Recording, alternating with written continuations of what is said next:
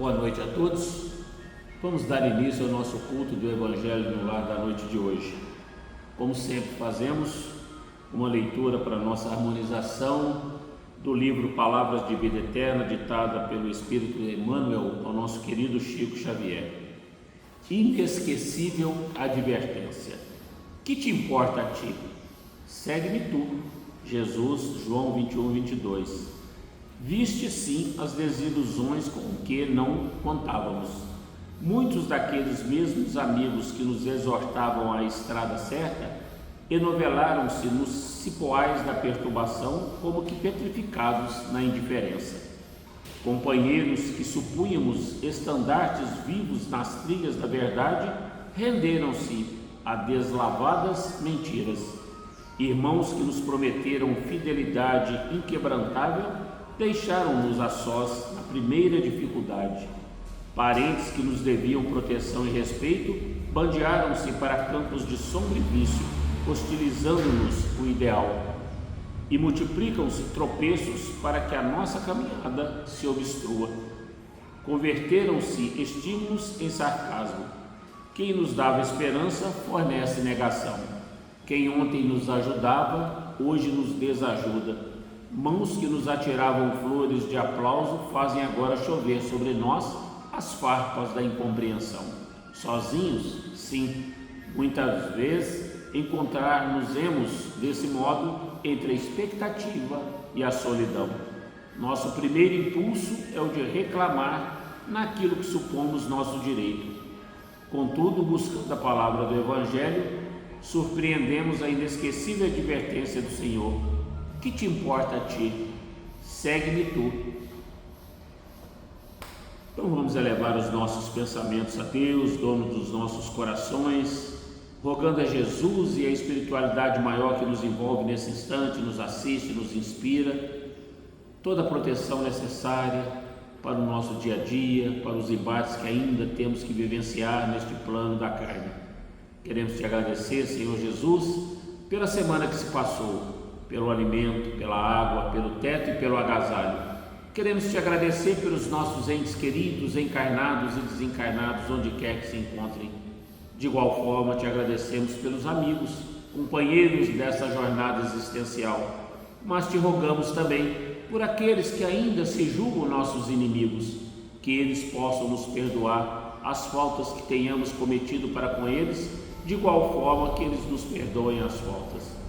Senhor Jesus, somos pedintes e como pedintes te rogamos nesse instante ainda, permita que nossa Mãe Maria visite, juntamente com os legionários do bem, todos os nossos irmãos da pátria espiritual que partiram envoltos pela porta do suicídio, que eles recebam as nossas vibrações de amor, de carinho, de ternura, vendo-se fortalecidos para os embates que ainda estão por vir, mas que em breve possam estar no nosso seio novamente.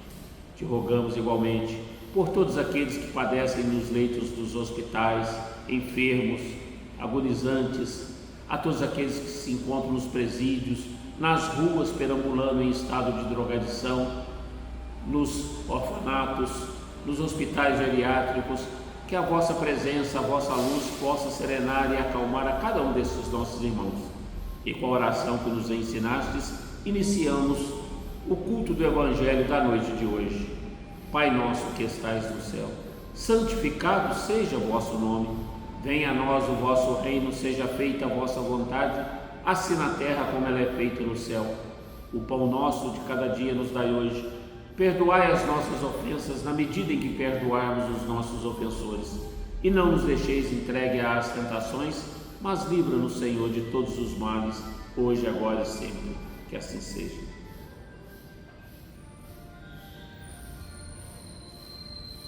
Do Evangelho segundo o Espiritismo, capítulo 7, bem-aventurados os pobres de espírito. O que é preciso entender por pobres de espírito? Bem-aventurados os pobres de espírito, pois deles é o reino dos céus. Mateus 5:3. A incredulidade zomba desse ensinamento moral. Bem-aventurados os pobres de espírito, como tem zombado de outras afirmativas de Jesus por não as entender. Por pobres de espírito, Jesus não se refere aos homens desprovidos de inteligência, mas sim aos humildes. Ele disse que é deles o reino dos céus e não dos orgulhosos. Os homens de ciência e de cultura, segundo o mundo, geralmente têm uma opinião tão elevada de si mesmos e de sua superioridade que olham as coisas divinas como desprezíveis para merecer a sua atenção. Preocupados somente com eles mesmos, em suas vaidades, não podem se elevar até Deus. Essa tendência de se acreditarem superiores a tudo e a todos os leva a negar forçosamente o que, estando acima deles, poderia rebaixá-los e a negar até mesmo a divindade. Se consentem admiti-la, negam-lhe um de seus mais belos dons divinos, sua ação providencial sobre as coisas deste mundo, convencidos de que só eles já bastam para bem governá-lo.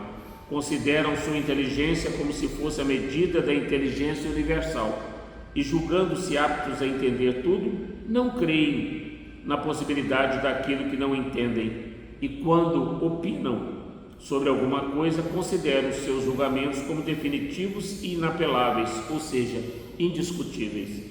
Quando se recusam a admitir um mundo invisível e um poder extra-humano, não é porque isso esteja acima de sua capacidade de entendimento, mas porque seu orgulho se revolta contra a ideia de que haja alguma coisa acima da qual não se possam colocar e que os faria descer do seu pedestal.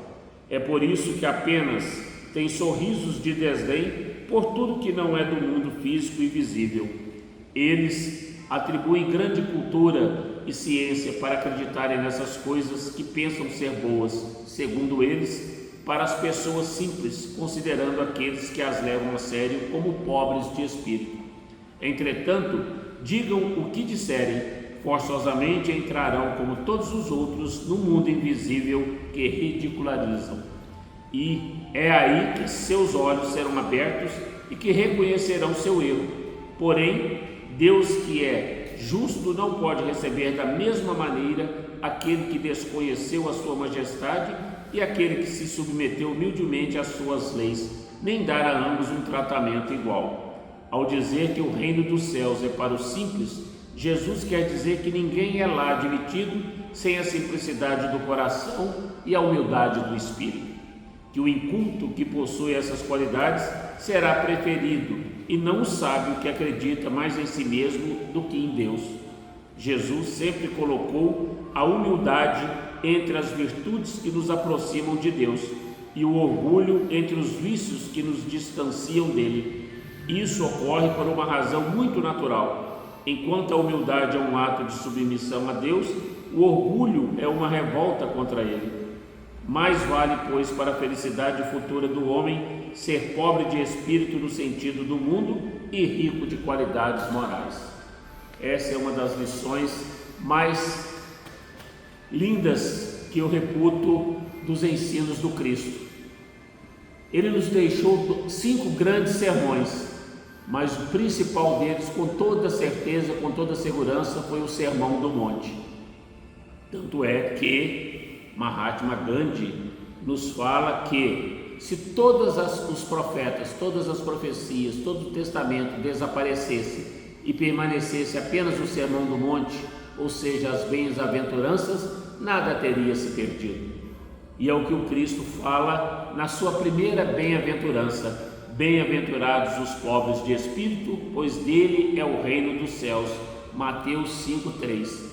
E nós vamos encontrar essa passagem também com os outros 3 evangelistas, Lucas, Marcos e João. Só que ambos falam em bem-aventurados os pobres de espírito, pois dele é o reino de Deus.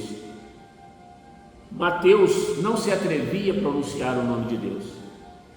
Como os judeus, eles se referiam aos atributos da divindade: o onipotente, aquele que tudo vê, Yahshua, todos os atributos do Cristo, mas não diziam jamais o nome Deus. Eles diziam, Mateus dizia sempre o reino dos céus, mas os outros evangelistas não, eles ainda pronunciavam o reino de Deus. Por que isso? Porque na Torá nos 5 livros da Torá, na Gênesis, Êxodos, Levíticos, Deuteronômios e Números, nós não vamos encontrar em nenhuma desses livros sagrados da Torá, do Antigo Testamento, o homem como peça central, mas sim Deus.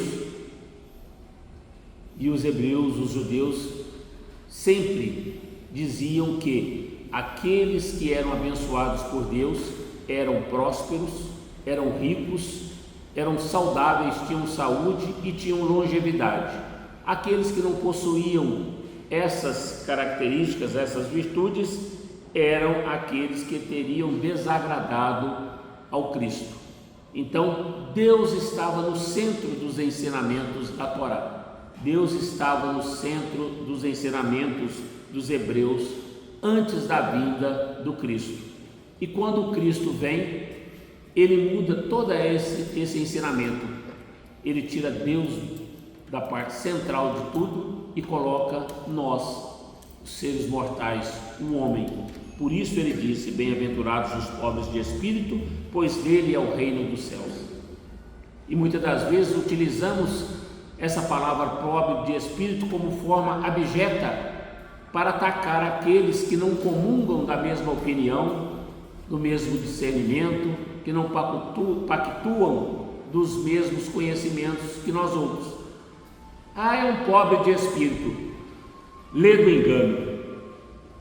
Pobres de espírito somos todos nós, que reconhecemos desde já a nossa pequenez, as nossas imperfeições, as nossas mazelas, porque os pobres de espíritos são fáceis de poder serem ensinados, são fáceis de poder comungar, pactuar dos ensinos que o Cristo veio nos trazer. Por isso, o Cristo, quando disse aos seus apóstolos que fossem 2 a 2 pregar, disse que primeiro pregassem na Judéia, pois o solo estava fértil. Ali já estava o terreno plantado, porque já acreditavam somente num Deus. O povo já era monoteísta, enquanto ainda havia povos que acreditavam em vários deuses: o Deus da chuva, o Deus trovão, o Deus do relâmpago, o Deus do fogo. E o Cristo veio com esses ensinos nos trazer e nos colocar no centro de tudo. Bem-aventurados os pobres de espírito, pois dele é o reino dos céus. O orgulhoso, o egoísta, a si só se basta. Eles acreditam na sua arrogância, eles acreditam na sua fortuna, e eles acreditam que não precisam de mais nada. Mas nós não. Nós somos pequenos diante do Cristo. Aqueles que se julgam pequenos, imperfeitos, que ainda precisam caminhar muito, que ainda precisamos modificar muito as nossas diretrizes para, como nos ensina Kardec no capítulo 17, sermos perfeitos. Reconhece-se o verdadeiro espírita, o verdadeiro cristão, pelo esforço que faz em domar as suas más inclinações. Mas nós já somos abençoados porque nós sabemos que nós possuímos essas más inclinações. Nós somos egoístas, nós somos avarentos, nós somos egoístas, maledicentes, orgulhosos, e nós precisamos modificar, e nós precisamos nos modificar para que nós possamos alcançar o reino dos céus. Que reino dos céus é este que Deus nos promete? É exatamente todo o bem, toda a caridade que tivermos realmente ofertado aos nossos semelhantes, para que ao nos despirmos desta veste carnal, ao nos depararmos na pátria espiritual, estejamos de consciência tranquila que fizemos o melhor que nós tínhamos para fazer. Por isso, no Evangelho, até o capítulo 6, nessa primeira parte, Kardec vem nos ensinar sobre a imortalidade da alma, sobre a reencarnação. Vem nos falar no capítulo 5 sobre as aflições, por que é que nós sofremos neste plano, e no capítulo 6 vem falar-nos do Consolador, do Cristo Consolador. Vinde a mim todos vós que estáis cansados e fatigados, que eu vos aliviarei. É a primeira parte do Evangelho. E nessa segunda parte, a partir do capítulo 7, ele vem tratar exatamente de nós, como ser humano, colocando, como Cristo colocou, o homem no centro das atenções. Já não era mais Deus, como na antiga Torá, como no Antigo Testamento, para que nós realmente pudéssemos nos valorizar, para que nós realmente pudéssemos caminhar calçados nos ensinos que o Cristo nos deixou, para vivenciarmos todos os seus ensinamentos, para nos modificarmos. Então que nós realmente possamos nos despir de todo orgulho, de toda arrogância, de todo egoísmo, chagas, como Santo Agostinho nos fala, da humanidade, e possamos realmente nos tornarmos pobres de espírito, que possamos de uma vez por todas entender o que significa ser pobre de espírito, que nós sejamos realmente pobres de espírito, humildes, que nós possamos reconhecer: Senhor, eu necessito do teu apoio, eu não sou nada sem a tua presença na minha existência. Como fez Moisés quando saiu com o povo para o Egito, 40 anos vagando, e sempre se ajoelhava rogando a proteção de Deus, que ele não daria conta se Deus não se fizesse presente entre eles.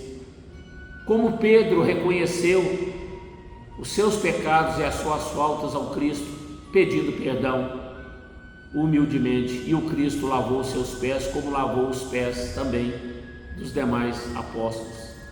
Como Lucas rogou a Jesus e rogou a Deus que o limpasse de toda a imundície, porque ele não era digno da presença de Deus em sua existência.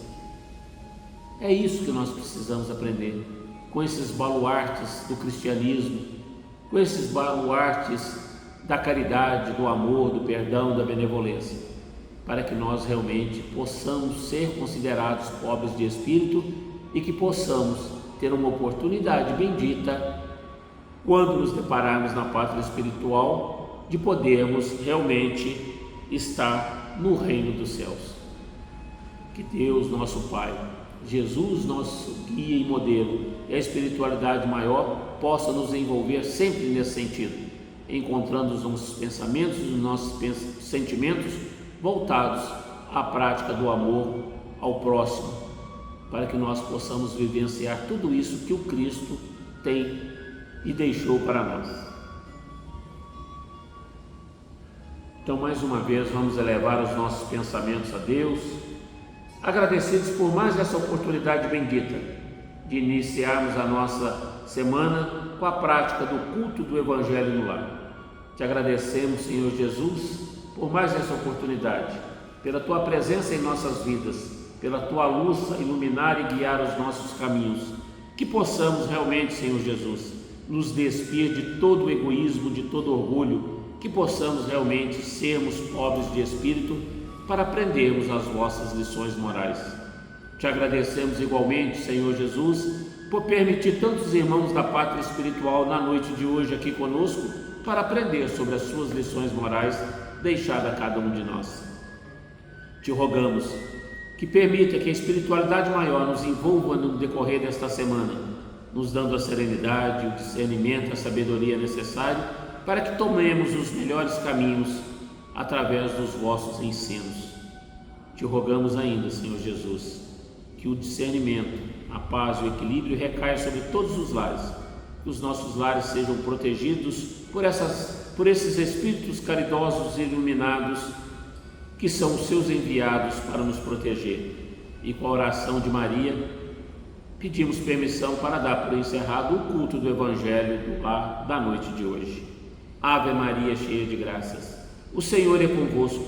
Bendita sois vós entre as mulheres, bendito é o fruto do vosso ventre, Jesus. Santa Maria, Mãe de Jesus, rogai por nós, pecadores, agora e na hora do nosso desencarne, que assim seja. Gratidão.